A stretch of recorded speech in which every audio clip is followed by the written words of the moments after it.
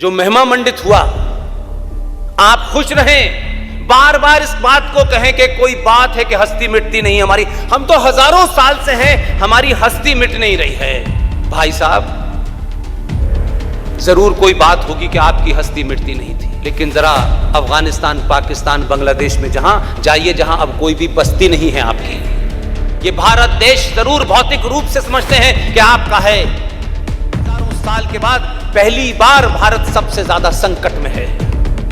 ये भारत राष्ट्र संकट में है, इसलिए कि समाज के जो जगने की तेजी है, उस कारण आपके दुश्मन ने आपके बीच में नए नए झूठ, नए नए फरेब, नए नए नारे लॉन्च किए हैं। पाकिस्तान और भारत जब ये अलग हुए तो क्या मोहब्बत में अलग हुए थे? नहीं, तुम उधर चले जाओ, हम इधर चले जाते हैं। 10 लाख से ज्यादा लोगों की हत्या। शर्माइए मत। यह पॉलिटिकली करेक्ट होने का, राजनीतिक तौर पर हमें सही दिखने की जो बीमारी है, ये बाहर निकाल दीजिए। हम वही हैं जो रहेंगे। अगर हम तुम्हें अच्छे लगते हैं तो ठीक, और नहीं लगते हैं तो थैंक यू वेरी मच। तुम्हारे लिए हम नहीं बदलने वाले।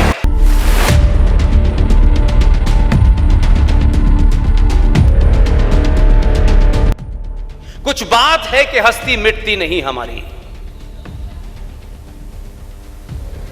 बरसों रहा है दौरे जमा दुश्मन हमारा। इसको हम बड़े ऐसे बोलते हैं कि इतना बड़ा महान हमने शेर कर दिया है। लिखने वाला मक्कार, बताने वाले चापलूस, और सनातनी समाज ने इसकी महत्वता को नहीं समझा। लगा कि अब इसी पे बोलें। और राजनेताओं ने, जो कम अक्ल ज्यादा होते हैं, वो अपने स्वार्थ के लिए कोई भी नारा गढ़ देते हैं। उनको समाज की चिंता नहीं होती, उनको वोट की चिंता होती है। उनके नारों में और समाज से निकले हुए नारों में फर्क होता है। इसलिए इसका जो महिमा मंडित हुआ, आप खुश रहें। बार बार इस बात को कहें कि कोई बात है कि हस्ती मिटती नहीं हमारी। हम तो हजारों साल से हैं, हमारी हस्ती मिट नहीं रही है। भाई साहब, जरूर कोई बात होगी कि आपकी हस्ती मिटती नहीं थी, लेकिन जरा अफगानिस्तान, पाकिस्तान, बांग्लादेश में जहां जाइए, जहां अब कोई भी बस्ती नहीं है आपकी। किस गलतफहमी में हैं? ये भारत देश जरूर भौतिक रूप से समझते हैं कि आपका है। हजारों साल के बाद पहली बार भारत सबसे ज्यादा संकट में है। ये भारत राष्ट्र संकट में है, इसलिए कि समाज के जो जगने की तेजी है, उस कारण आपके दुश्मन ने आपके बीच में नए नए झूठ, नए नए फरेब, नए नए नारे लॉन्च किए हैं।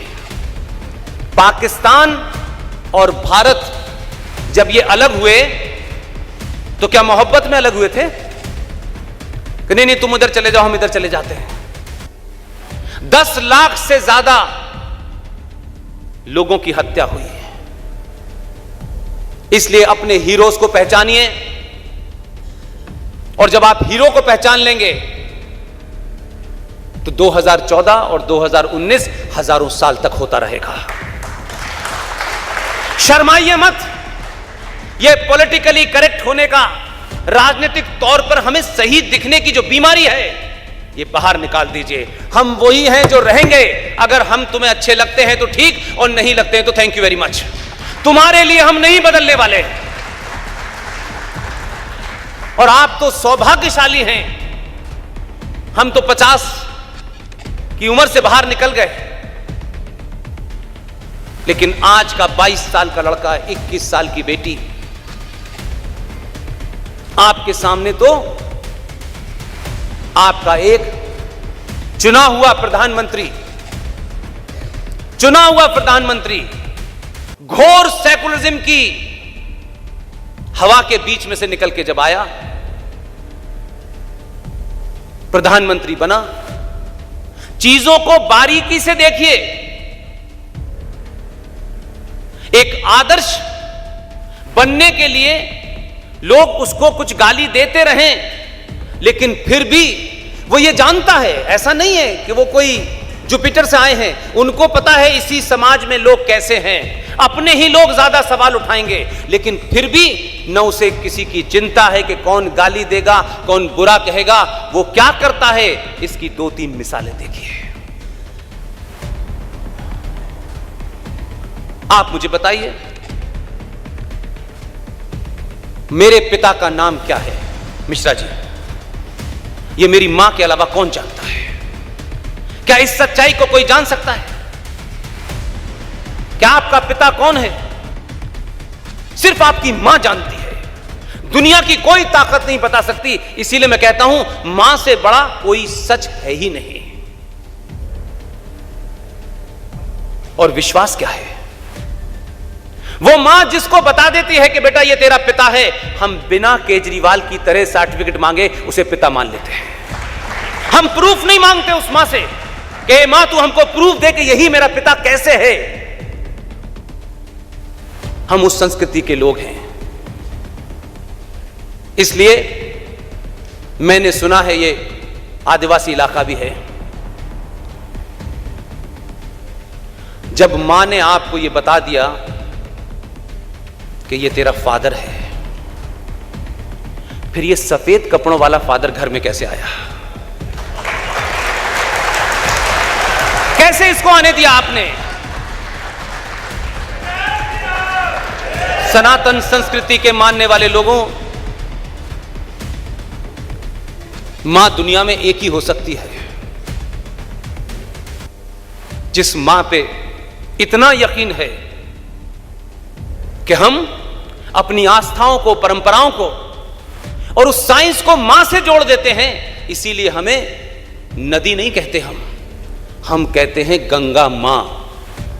और इसलिए कहते हैं कि जितनी तुम्हारी मां पवित्र है, उससे ज्यादा पवित्र इस गंगा को रखना, क्योंकि ये जीवन देती है, उसने पैदा किया है, ये तुम्हें जीवन देगी। हम उस परंपरा के लोग हैं।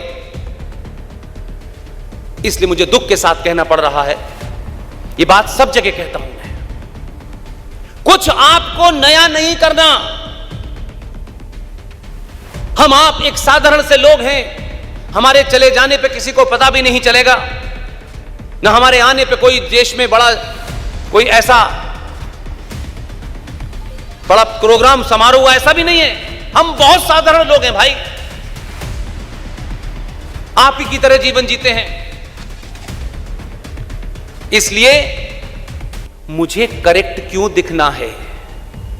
मुझे इस बात की चिंता क्यों करनी है कि तिलक लगाने से लोग क्या कहेंगे, और धोती पहनने से लोग क्या कहेंगे, और पूजा करने से मेरे दोस्त क्या कहेंगे? वो दोस्ती किस बात की जो आपकी पूजा और तिलक लगाने से टूट जाए? ऐसी दोस्ती नहीं रखनी।